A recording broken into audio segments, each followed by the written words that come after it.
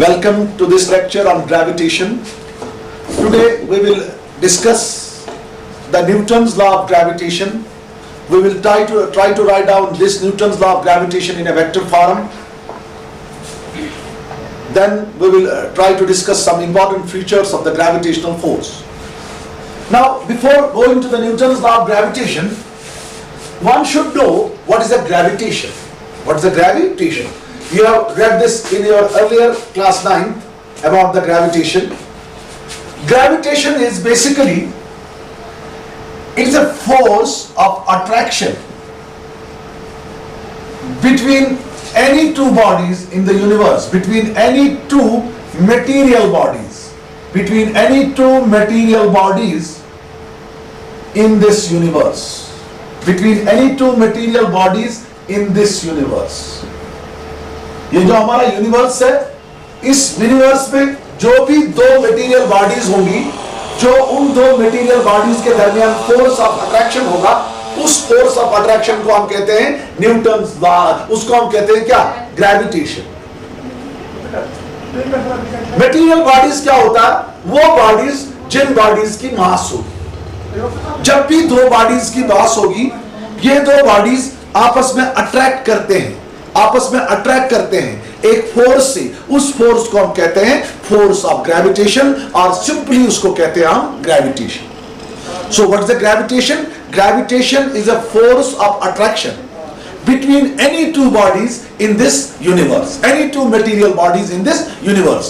Material bodies कौन सी bodies होगी? वो bodies जिन bodies का mass है। तुम bodies जिमन bodies mass च आसान, तिमन bodies वना इस material bodies, युस तिमन दोन bodies दरमियान force of attraction आयसी, तत् forces वना चीज force of gravitation, या simply वना चीज gravitation.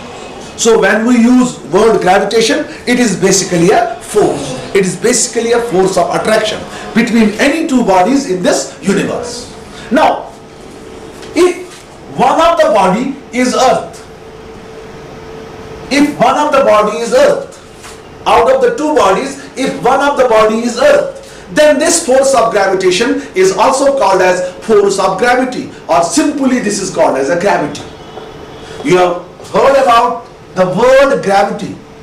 Gravity जो है, this is a special case of gravitation. Special case क्यों है? इसमें हम एक बॉडी जो है वो अर्थ लेते हैं। हम ऐसे कहेंगे the force of attraction between any two bodies out of which one is earth is called, what is that called? That is called as gravity, or force of gravity. So gravity is also a force. Gravity is a special case of gravitation. So what is the gravity? Gravity is a force with which the earth attracts the bodies lying on its surface or near its surface. वो force जिससे earth attract करेगा bodies को towards itself. What bodies? With the bodies which are lying on the surface of the earth or near the surface of the earth. So gravity is a special case of gravitation. Both gravitation and gravity, they are the force of attraction. They are the force of attraction.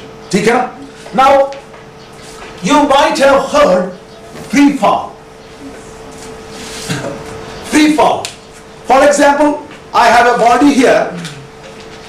I will release this body. यहाँ देखो, I have a body here. I will release this body. This body falls under the action of gravity alone.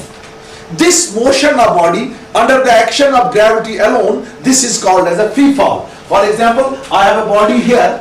I will release this body, and the force of gravity brings this body into the motion. Therefore, the motion produced in this body is due to the gravity alone. Then the motion of this body is called what? Free fall. So what is the free fall? It is the motion of body under the action of gravity alone. ठीक है ना? Now, when the body falls during free fall, what happens? The body comes into motion, therefore an acceleration is produced in this body, and that acceleration is called as acceleration due to gravity. What's acceleration due to gravity? Acceleration due to gravity क्या होता है? ये होता है वो acceleration जो एक body में produce होगा जब वो body किस fall में होगी? Free fall में होगी। ठीक है ना? the acceleration produced in a body during the free fall, that is during the motion of body under the action of gravitational force or under the action of gravity alone, ठीक है ना, that acceleration is called as acceleration due to gravity, and that acceleration due to gravity we denote by g. So what's the acceleration due to gravity? It is the acceleration produced in a body due to the gravity, or we can say it is the acceleration produced in the body during its free fall. This acceleration due to gravity, it is always directed towards the center of earth. ये जो acceleration due to gravity है, it is directed towards the center of the earth, and this acceleration due to gravity is, since it's an acceleration, therefore it is a vector quantity, and its direction is towards the center of the earth.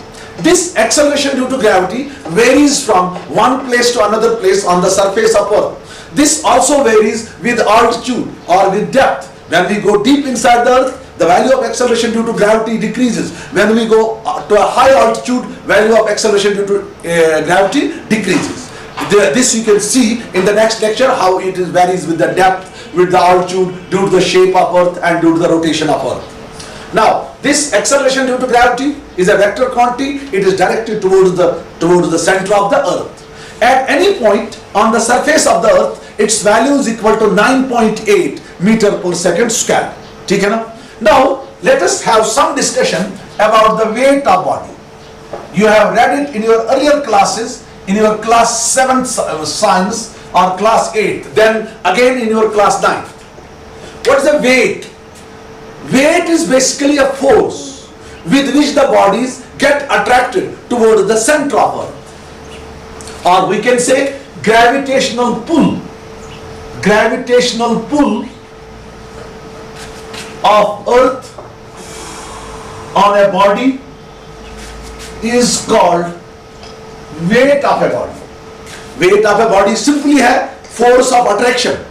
जिस force of attraction से bodies जो है वो attract हो जाएंगी towards the centre of earth, the force with which the body gets attracted towards the centre of earth, that force is called as, what is that force called as? Weight of body. So weight of body is basically a force of gravity with which the body gets attracted towards the centre of the earth. ठीक है ना? Suppose हमारे पास एक body है, उस body का मास है m.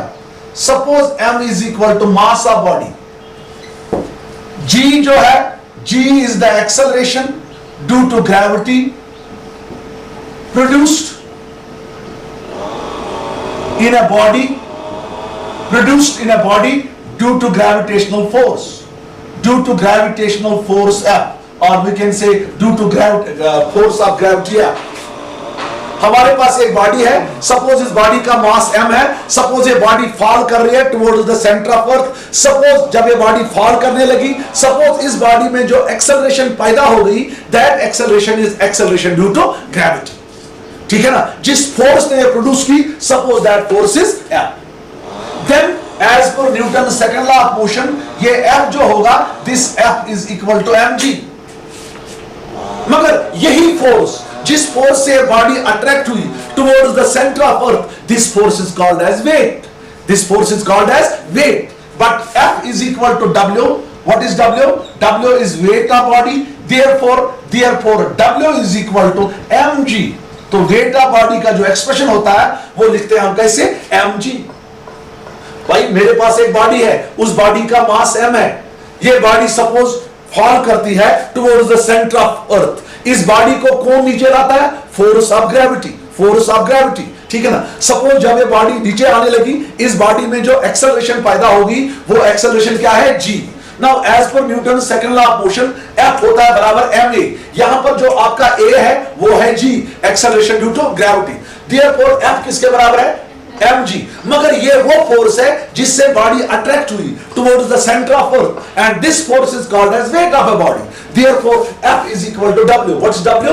Weight of a body. Therefore W is equal to mg. Since weight of a body is a force, therefore the SI unit of this weight is Newton. SI unit of weight is Newton, because since it is the force, therefore the SI unit of weight is always Newton. ठीक है ना? Now, since weight of body depends upon acceleration due to gravity, Since weight of body depends upon acceleration due to gravity, चूंकि acceleration due to gravity जो है ये vary होता है from one place to another place, लिहाजा our weight also varies when we travel from one place to another place or when we move up in the air, ठीक है ना, our weight changes because g changes. चूंकि जो acceleration due to gravity है ये very होता है from one place to another place, therefore जो हमारा weight है, this weight also varies from one place to another place. This weight also varies due to shape of earth. This weight also varies due to rotation of earth. जो चीज g को change करेगा उसी चीज की वजह से हमारा जो weight है उस वो भी change हो जाएगा. Why weight changes? Because weight depends upon what? Acceleration due to gravity. Since acceleration due to gravity is different at different places, therefore weight of a body is different at different places. अब हम आगे जाएंगे.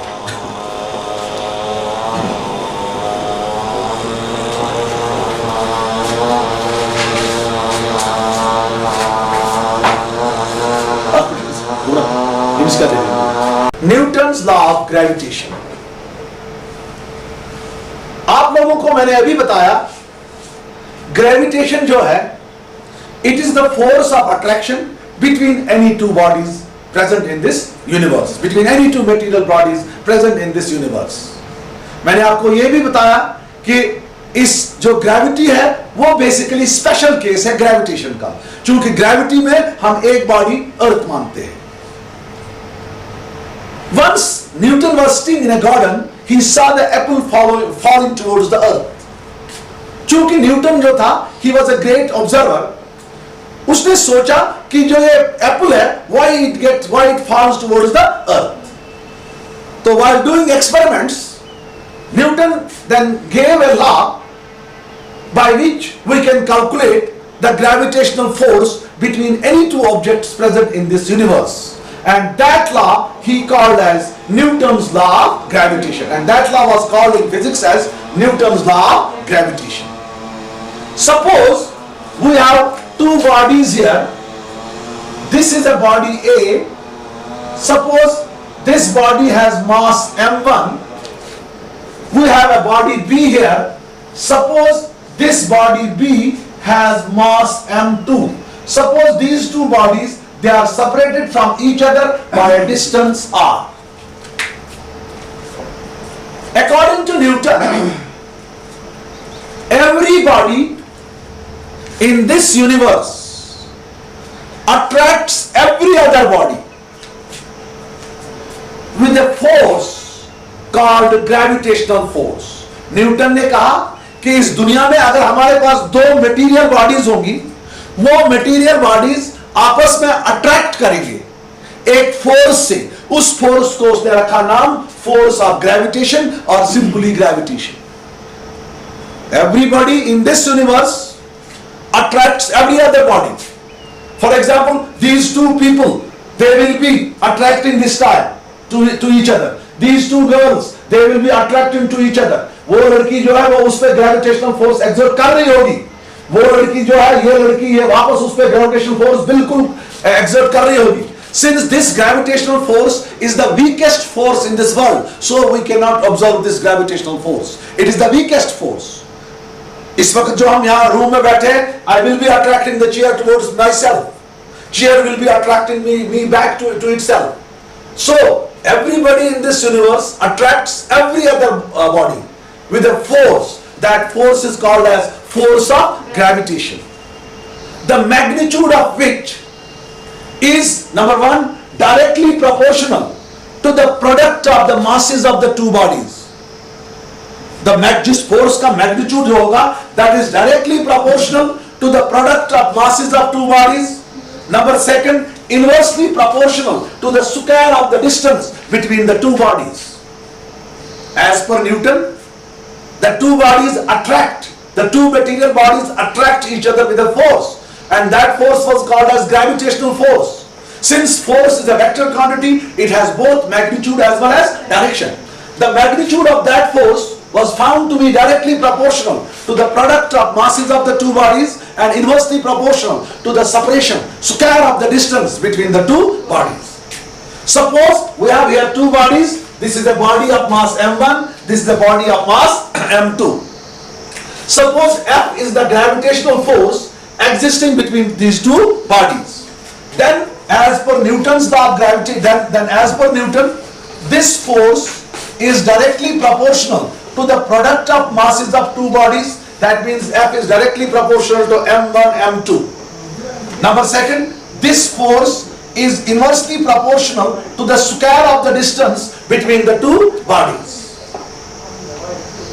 Now, since this force is a vector quantity, therefore the direction of this force कैसे होगी? Direction of this force is always along the line joining the centers of two bodies. ये जो line है, जिस लाइन ने दो bodies के centres join किए, ये फोर्स जो है ये हमेशा इसी लाइन पे एक्ट करेगा.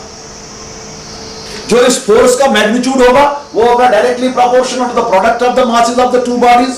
वो फोर्स होगा inversely proportional to the square of the distance between the two bodies. Number third, उस फोर्स की जो डायरेक्शन होगी वो होगी along the line joining the centers of two bodies. जो बॉडी ए का सेंटर है, बॉडी बी का सेंटर है, जो लाइन इन दो बॉडीज के सेंटर ज्वाइन करती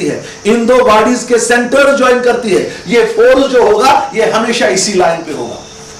direction of force is along the line joining the centers of two bodies.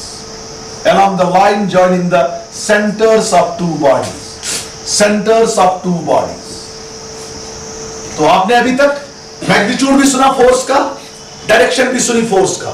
Magnitude क्या होगा? Force that will be directly proportional to the product of the masses of the two bodies, inversely proportional to the square of the distance between the two bodies. और जो ये force होगा इसकी direction होगी along the line joining the centers of two bodies. ये line है, ये इस बॉडी और इस बॉडी का सेंटर ज्वाइन करती है, और ये ग्रेविटेशनल फोर्स जो होगा ये इसी लाइन पे एक्ट होगा. इसीलिए इस ग्रेविटेशनल फोर्स को हम सेंट्रल फोर्स कहते हैं. कौन सा force? Central force. What do you mean by central force? a force which acts along the line. कौन सी लाइन? जिस लाइन ने दो बॉडीज के सेंटर्स ज्वाइन किए होंगे, उस फोर्स को हम क्या कहते हैं? Central force. बात समझ आई? So gravitational force the central force. What is the central force? क्योंकि ये एक्ट होता है किस लाइन में? जिस लाइन ने ये इन दो बॉडीज के सेंटर्स आपस में ज्वाइन किए होंगे. Now if we combine these two factors, what we get F is proportional to m1 m2 divided by r square. F is proportional to m1 m2 divided by r square, or F is equal to G m1 m2 divided by r square. Where ये G जो है is constant of proportionality. G is constant of proportionality, and it is called universal gravitational constant.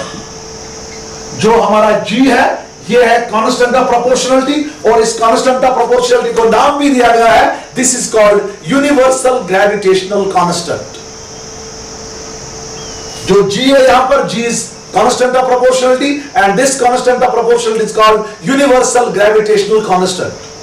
कभी कभी आपको question पूछा जाएगा, why G is called universal gravitational constant?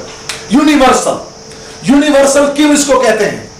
It is a universal constant because the value of G is same everywhere in the universe.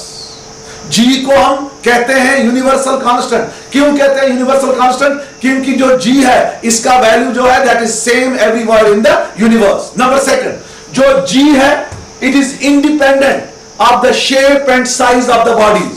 अगर हम दो छोटे bodies लेंगे, दो I will take two arts, if I will calculate the force of gravitation between two arts, the value of G will be same there. If I will calculate it between two elephants, the value of G will be again same. So this value of G, it is independent of the shape and size of the two bodies. Number second, it is independent of the nature of the medium between the two bodies. what kind of medium is present in the two bodies, whether this is vacuum, whether this is water, whether this is some other medium. The value of G is unaffected by the presence of medium, by the nature of medium between the two bodies. It is independent between the shapes and size of two bodies. Hence, this G is called as universal gravitational constant. And the value of G, it is calculated and found to be equal to 6.6 into 10 raised to power minus 11 Newton meter square kg raised to power minus 2. This is the unit of this universal gravitational constant. Value of G जो होता है वो होता है 6.6 into 10 raised to power minus 11 Newton meter square into kg raised to power minus 2. ठीक है ना? This equation represents mathematical form of Newton's law of gravitation, or this equation represents Newton's law of gravitation in a scalar form, because I am calculating only the magnitude of force, magnitude of gravitational force acting between the two bodies. यहाँ पर मैं खाली magnitude calculate करता हूँ, ठीक है ना? तो magnitude of this gravitational force किसके बराबर होता है? G शाबाश m1 m2 divided by r square. ये जो gravitational force है ये inverse square law है. Why it is inverse square law? चूंकि gravitational force between two bodies जो होता है ये inversely proportional होता है square of the distance between the two bodies. यहाँ देखो जो ये gravitational force है ये है inversely proportional to the square of the distance between the two bodies. लिहाजा ये जो gravitational force है ये है inverse square law. जो gravitational law है universal law of gravitational जो Newton's law of gravitation है, this is an inverse square law. Why is it inverse square law? Because the gravitational force is inversely proportional to the square of the distance between the two bodies. जितना हम M1 M2 को ज्यादा करेंगे उतना आपका gravitational force उनके दरमियान ज्यादा होगा. Larger the masses of the two bodies, larger will be the gravitational force. ठीक है ना? चूंकि ये inversely proportional to the square of the distance between the two bodies, जितना हम दो बॉडीज को नजदीक लाएंगे उतना ग्रेविटेशनल फोर्स ज्यादा होगा. जितना हम ये ज्यादा दूर लेंगे उतना ग्रेविटेशनल फोर्स क्या होगा? कम. जितना हम आर बढ़ाएंगे उतना ग्रेविटेशनल फोर्स कम होगा. ठीक है ना? अगर हम दो थ्योरेटिकली अगर हम आर लेंगे इंफिनिटी, अगर हम दो बॉडीज के दरमियान सेपरेशन क्या लेंगे? इंफिनिटी. उस वक्त जो आपका एफ है ये बनेगा F is proportional to G m1 m2 divided by infinity square. Anything divided by infinity is zero.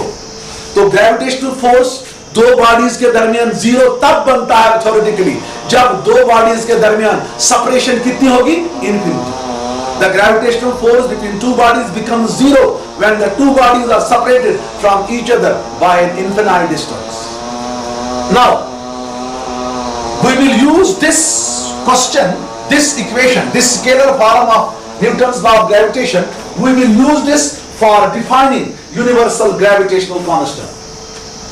ये जो scalar form of Newton's law of gravitation है, मैं इसको use करूँगा for defining universal gravitational constant. ये यूनिवर्सल ग्रेविटेशनल कांस्टेंट डिफाइन करने के लिए मैं ये स्केलर फॉर्म यूज करूंगा. देखो F है बराबर G m1 m2 divided by r square.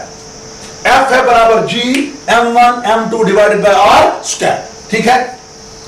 Suppose यहां पर जो मेरी ये बॉडी है, ये बॉडी A है, इसका मास है 1 यूनिट मास. यहां पर मेरी दूसरी बॉडी B है, इसका मास जो m2 है वो भी मैंने 1 लिया. यानी मैंने दो बॉडीज ले ली जिन बॉडीज का मास क्या है? Unit mass. एक का मास भी 1 है, दूसरे का भी 1 है.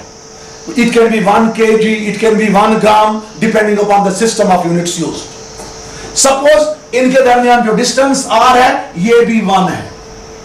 अब मैं देखूंगा इनके दरमियान कितना फोर्स होगा, इनके दरमियान कितना ग्रेविटेशनल फोर्स होगा. If m1 is equal to m2 is equal to 1, मैंने दो बॉडीज ले ली, दो बॉडीज का मैंने यूनिट मास लिया.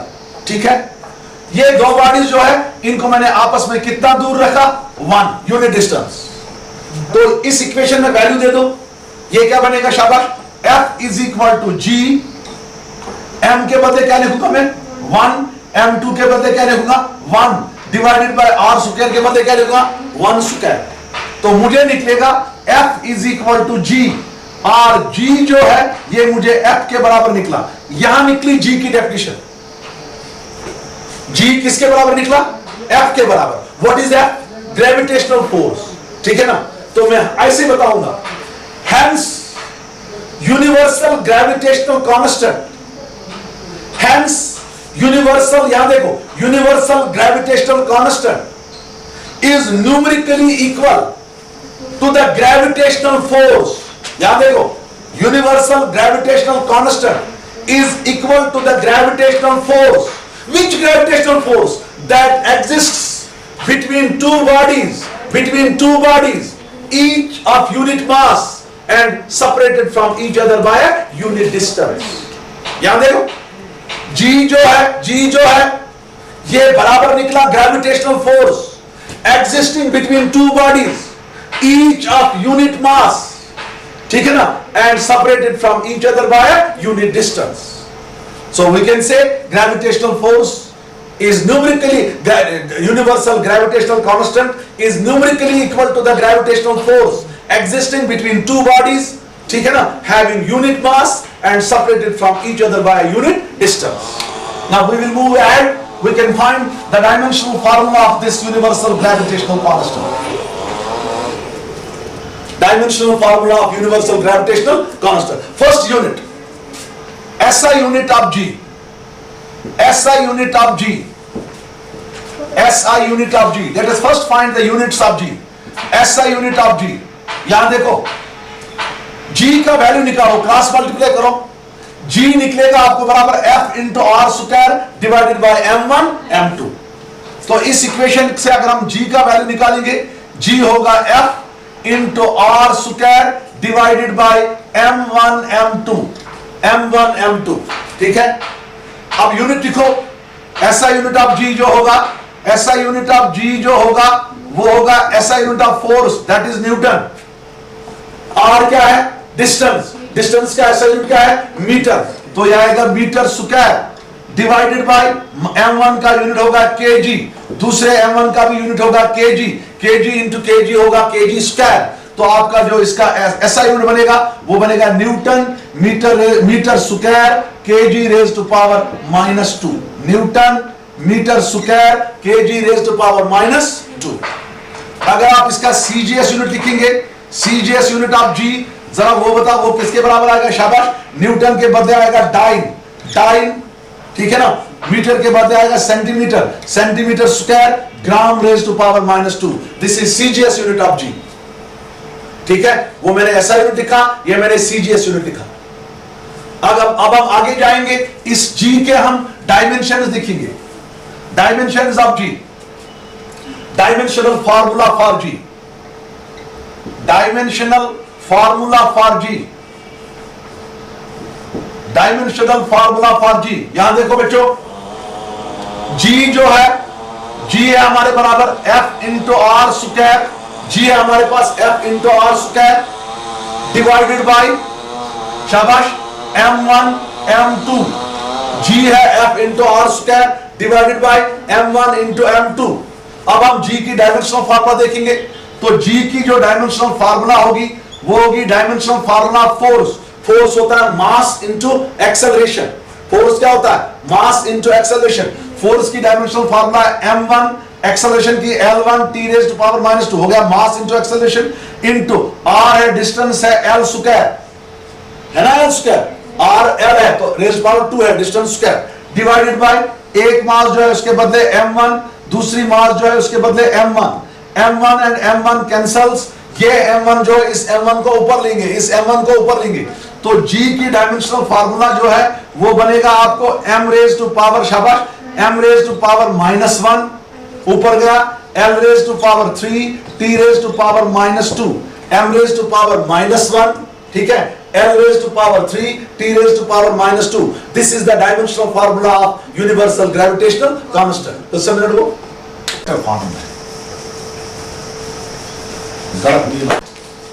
now we will write down this Newton's law of gravitation in a vector form। क्योंकि हमारा जो फोर्स है ये वेक्टर क्वांटिटी है, लिहाजा इसका डायरेक्शन भी होगा।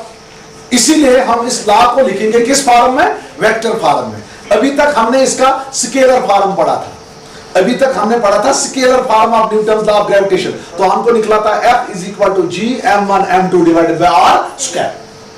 देखो बच्चों, सपोज हमारे पास यहां पर एक बॉडी है, this is body A, suppose this is body A और इसका जो मास है वो है m1। This is body A having mass m1। यहां पर मेरे पास दूसरी बॉडी है, दिस इज बॉडी B, इसका मास जो है वो है m2। जितना एक, अभी हम प्रूव करेंगे, जितना एक बॉडी दूसरे बॉडी पे फोर्स एक्सर्ट करेगी उतनी दूसरी बॉडी वापस उस पे फोर्स एक्सर्ट करेगा। जितना अर्थ एप्पल को फोर्स एक्सर्ट करेगा टुवर्ड्स इटसेल्फ, उतना वापस अर्थ, उतना वापस एप्पल अर्थ को फोर्स एक्सर्ट करेगा, but in opposite direction. But in opposite direction. The force exerted by the earth on the apple will be equal and opposite to the force exerted by the earth on the apple. See here. Suppose हमारे पास यहाँ दो bodies है, एक body A है, दूसरी body B है।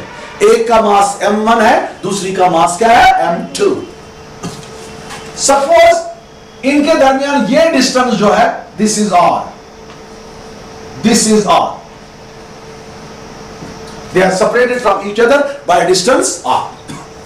Suppose F12, यहां देखो, F12 है फोर्स जो बॉडी B ने किस पे एक्सर्ट किया? A पे। ओ भाई, F12 जो है, this is the gravitational force exerted by body B on body A, जिससे बॉडी B बॉडी A को अपनी तरफ खींचती है। सिमिलरली F21 जो है, यह है gravitational force exerted by body A on body B, जिस फोर्स से बॉडी A किसको अट्रैक्ट करेगी? बॉडी B को अपनी तरफ। F12 है वो फोर्स जो बॉडी B, जिस फोर्स से बॉडी B बॉडी A को अपनी तरफ खींचेगी। F21 जो है, यह है फोर्स जिससे बॉडी A बॉडी B को अपनी तरफ खींचेगी। ठीक है, दोनों फोर्सेस का मैग्नीट्यूड सेम होगा। क्यों? दोनों फोर्सेस होंगे product of masses of two bodies, directly proportional to product of masses of two bodies and inversely proportional to the square of distance between them. ये दोनों फोर्सेस आसन दोनों फोर्सेस मैग्नीट्यूड है बराबर। क्या है? दोनों फोर्सेस आसन बराबर product of masses of two bodies. अच्छा ठीक, तो दोनों आसन inversely proportional to the square of distance between them.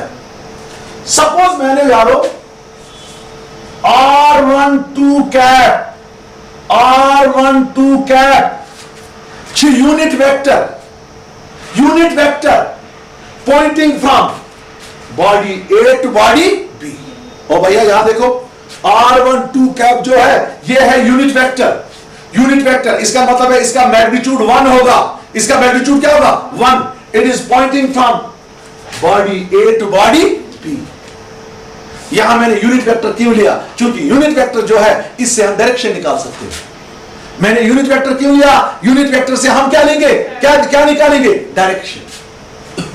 इसी तरह यहां से R21 कैप जो है वो है unit vector pointing from body B to body A। ठीक है, यहां देखो क्या लिया आपने? F12 क्या है?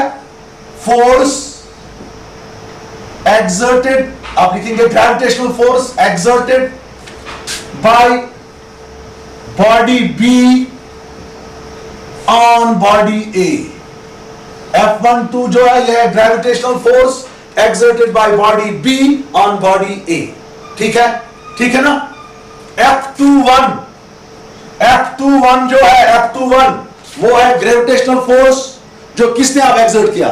A ने। किस पे? B पे। वो क्या था? किसने एक्सर्ट किया था? B ने। किस पे एक्सर्ट किया था? A पे। अब F21 वापस ले लो, ये कौन एक्सर्ट करता है? A।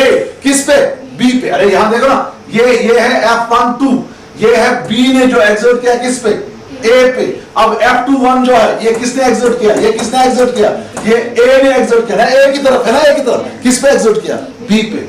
F21 is equal to gravitational force exerted by body A on body B। R12 जो है वो है unit vector pointing from A to B, body A to body B। R12 जो है ये है यूनिट वेक्टर जिसकी डायरेक्शन है from body A to body B.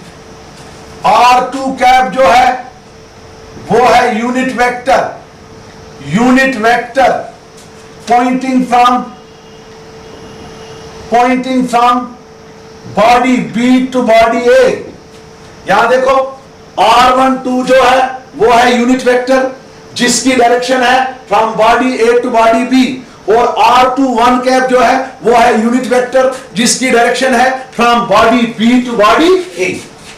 यहां देखो बच्चों, चूंकि दोनों ये यूनिट वेक्टर्स है, दोनों का मैग्नीट्यूड 1 है, मगर डायरेक्शन क्या है इनकी, अपोजिट। R12 कैप इधर है, R21 कैप इधर है।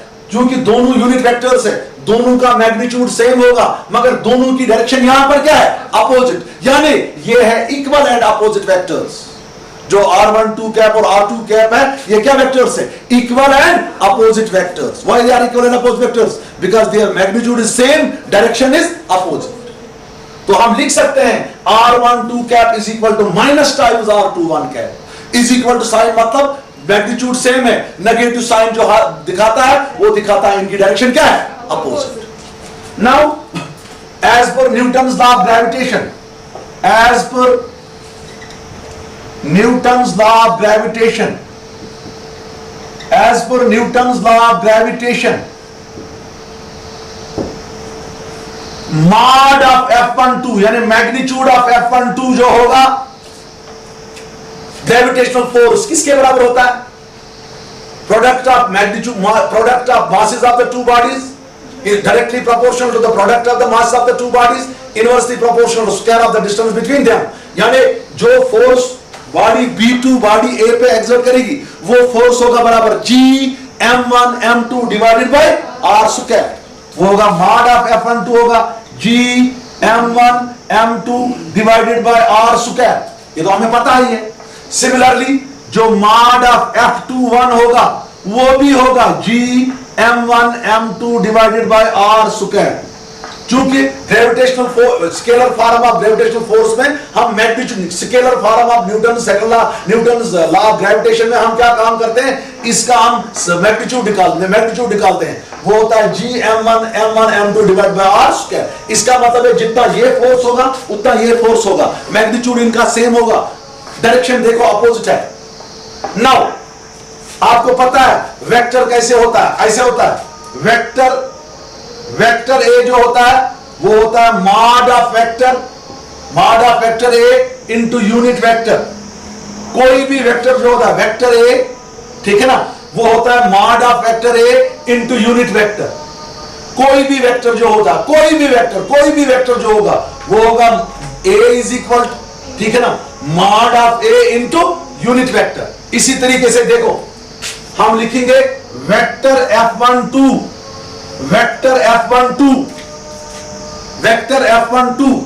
Is equal to mod of vector F12। जैसे मैंने यहां लिखा वेक्टर जो होता है, पढ़ाया भाई, यहां देखो ये पढ़ा है यूनिट वेक्टर की डेफिनेशन। यूनिट वेक्टर होता है बराबर vector A divided by mod of vector A, ठीक है, मल्टीप्लाई करो, ये बनेगा vector A is equal to mod of vector A into unit vector A. किसी भी वेक्टर को हम लिखते हैं मैग्नीट्यूड इंटू यूनिट वेक्टर जो उस वेक्टर की डायरेक्शन में होगा।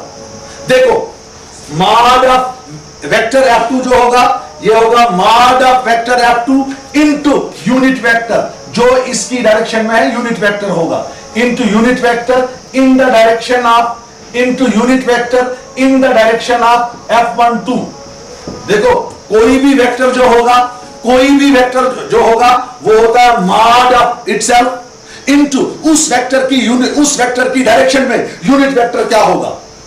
अब इस वेक्टर की डायरेक्शन में कौन सा यूनिट वेक्टर है, r12, ठीक है। इसका मॉड किसके बराबर है, अरे f12 का मॉड किसके बराबर है, Gm1 m2 divide by r square. देखो यहां पर मैं क्या करूंगा, मैं लिखूंगा this implies vector f12 is equal to mod of f12 किसके बराबर है, बोलो ना मॉड ऑफ f12, मैं लिखूं किसके बराबर है, G शब्द Gm1 m2 divided by r square. अब मुझे ये यूनिट वेक्टर लिखना था, कौन सा यूनिट वेक्टर, और कौन सा यूनिट वेक्टर लिखा, r12 मैंने लिखा ना, वेक्टर f12 जो होगा, जो वो होगा बराबर mod of vector f12 into unit vector in the direction of f12। वो कौन सा यूनिट वेक्टर था, r12, लेकिन मैं r12 नहीं लिखूंगा, मैं यहां लिखूंगा r21 कैप, मगर यहां से माइनस साइन दूंगा, यहां से यहां पर माइनस साइन दूंगा, यानी जो ये f12 है ये r12 को अपोजिट है, f12 इस साइड में जा रहा है, r12 इस साइड में जा रहा है। मुझे तो लिखना था r12 कैप, अब मैंने r12 कैप नहीं लिखा, मैंने क्या लिखा, r21 कैप। तो नेगेटिव साइन मैंने यहां दिखाया, नेगेटिव साइन दिखाता है जो f12 और r12 जो है they are opposite to each other. तो यहां पर नेगेटिव साइन जो दिखाता है वो दिखाता है कि जो ये फोर्स है ये फोर्स अट्रैक्टिव फोर्स है। अट्रैक्टिव फोर्स के लिए हम यहां नेगेटिव साइन लेते हैं, तो मैंने यहां दिखाया आपको f12 जो है this is opposite to what, negative sign shows that f1 vector f12 is opposite to what vector, vector r21 cap, that is this vector f12 is what force, it's an attractive force exerted by body of mass m2 on body of mass m1। similarly जरा f12 लिखो शाबाश, similarly f21 लिखो, f21 भी होगा बराबर शाबाश minus, शाबाश minus g, जल्दी बताओ, g m1 m2 divided by r square into r12 cap. इसको रखेंगे इक्वेशन नंबर फर्स्ट, इसको रखेंगे इक्वेशन नंबर सेकंड। ओ भाई f21 होगा minus g m1 m2 divided by r square into r12 cap. ये जो दो इक्वेशंस है, ये जो दो इक्वेशंस है, इक्वेशन फर्स्ट एंड सेकंड, ये रिप्रेजेंट करती है this Newton's law of gravitation को किस फॉर्म में, वेक्टर फॉर्म में। मैंने पहले निकाला इनका मैग्नीट्यूड, फिर मैंने ये फॉर्मूला लगाई, वेक्टर ए जो होता है वो होता है mod of vector A into unit vector in the direction of vector ए। चूंकि यूनिट वेक्टर की डेफिनेशन मैंने यूज की, ए कैप होता है vector A divided by mod of vector ए, तो वेक्टर ए निकालो, वेक्टर ए होगा mod of vector A into A cap, और ठीक है इनटू ए कैप। तो आपने यही लगाया, जो f12 होगा, वेक्टर f12 होगा वो होगा mod of vector f12 into unit vector in the direction of f12, वो था r12 कैप, वो मैंने नहीं लिखा यहां पर, मैंने लिखा r21 कैप, लेकिन यहां माइनस साइन दे दिया। जब मैंने यहां माइनस साइन दे दिया, इसका मतलब है जो f12 और r12 कैप है वो अपोजिट वेक्टर्स है। देयरफॉर जो आपका फोर्स f12 है ये अट्रैक्टिव फोर्स है, ये वो फोर्स है जिससे बॉडी B किसको अट्रैक्ट करती है, बॉडी A को। सिमिलरली मैंने लिखा f21 is equal to minus Gm1 m2 divided by r square into r12 cap, r12 cap. ये भी बाबा है, ये भी बाबा है, कौन सा, ये दोनों इक्वेशंस जो है ये रिप्रेजेंट करते हैं न्यूटन्स लॉ ऑफ ग्रेविटेशन को किस फॉर्म में, वेक्टर फॉर्म में। अब मैं दिखाऊंगा कि जो ये फोर्सेस होंगी F1 और F2 फोर्सेस जो होंगे ये इक्वल एंड अपोजिट फोर्सेस होंगे, यानी they will form action reaction pair, यानी जो न्यूटन्स लॉ ऑफ ग्रेविटेशन है ये ओबे करता है Newton's third law of motion. देखो मैं कैसे करूंगा वो, देखो मैं इनको लिखूंगा यहां पर, इन दो को पहली इक्वेशन में लिखूंगा F12 जो है वो है बराबर minus Gm1 m2 divided by r square into r21 cap, ठीक है। ये इक्वेशन फर्स्ट है मेरी। इसके बाद मैं दूसरी इक्वेशन लिखूंगा F21 vector is equal to minus Gm1 m2 divided by r square into r21 cap. इसको मैं रखूंगा equation number second. Equation first second है ना, वही मैंने लिखा, अरे है ना R12, सॉरी यहां पर R12 है, शाबाश, वेरी गुड गर्ल। अब देखो, I will show you that F12 and F21 they are equal and opposite vectors. See how, मैंने आपको कहा जो R12 कैप और R21 कैप है, इनका मैग्नीट्यूड सेम है, डायरेक्शन क्या है, opposite, therefore they are equal and opposite vectors. मैं ऐसे लिखूंगा, जो R21 कैप जो होगा, R21 कैप जो होगा, यहां देखो, R21 कैप जो होगा वो होगा बराबर minus times R12 cap. R21 cap जो होता है वो होता बराबर माइनस टाइम्स R12 कैप। चूंकि इनका जो मैग्नीट्यूड जो है वो सेम है, दोनों यूनिट वेक्टर्स है, लेकिन डायरेक्शन क्या है, अपोजिट। इस R12 का वैल्यू में फर्स्ट में सब्स्टिट्यूट करूंगा, ठीक है ना, देयरफॉर फर्स्ट बिकम्स, यहां देखो, फर्स्ट बिकम्स क्या बनेगा, फर्स्ट, शाबाश, F12 इज इक्वल टू शाबाश, ये बनेगा, शाबाश, यहां देखो, minus G M1 M2 divided by R square into minus R12 cap.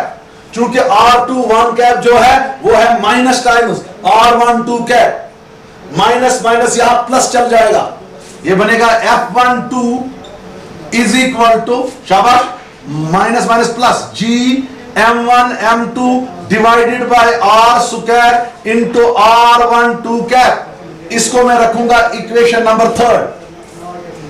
F12 निकला आपका G M1 M2 divided by R square into R12 cap, into R12 cap, शाबाश। यहां देखो मेरी तरफ, जो G M1 M2 divided by R square into R12 cap वो किसके बराबर है, F21, मगर माइनस, क्योंकि माइनस साइन यहां चला जाएगा, तो G M1 M2 divided by R square into R12 cap वो किसके बराबर बनेगा, F12, वेक्टर F12 नहीं, ये माइनस यहां चला जाएगा तो वो बनेगा माइनस F12। देयरफॉर F12 जो है ये बना आपको बराबर माइनस F21, मैं यहां लिखूंगा बाय सेकंड, तो मुझे F12 निकला किसके बराबर, माइनस F21, F12 निकला माइनस F21। इसका मतलब है these two forces they are equal and opposite forces। देखो इक्वल क्यों है, इनका मैग्नीट्यूड सेम है, अपोजिट क्यों है, इनका डायरेक्शन क्या है, अपोजिट। इसका मतलब है जितना force body A body B पे लगाएगा उतना ही फोर्स बॉडी B किस पे लगाएगा, बॉडी A पे, मगर उन फोर्सेस की डायरेक्शन क्या होगी, अपोजिट। तो अगर एक फोर्स एक्शन होगा तो दूसरा फोर्स क्या होगा, रिएक्शन। क्योंकि आपने न्यूटन्स थर्ड लॉ क्वेश्चन पढ़ा है, to every action there is equal and opposite reaction. जितना हम यहां से फोर्स लगाएंगे उतना वहां से हमें वापस फोर्स लगेगा। तो यहां पर जो ये दोनों फोर्सेस जो है they form action and reaction pair, that means they are action and reaction forces। when they are action and reaction forces it means that these Newton's law of gravitation जो है this obeys Newton's third law of motion। That means the gravitational force exerted by first body on the second body is equal and opposite to the gravitational force exerted by second body on the first body। It means that these gravitational forces are action and reaction forces, they are action and reaction forces, hence this Newton's law of gravitation obeys Newton's third law of motion। This completes this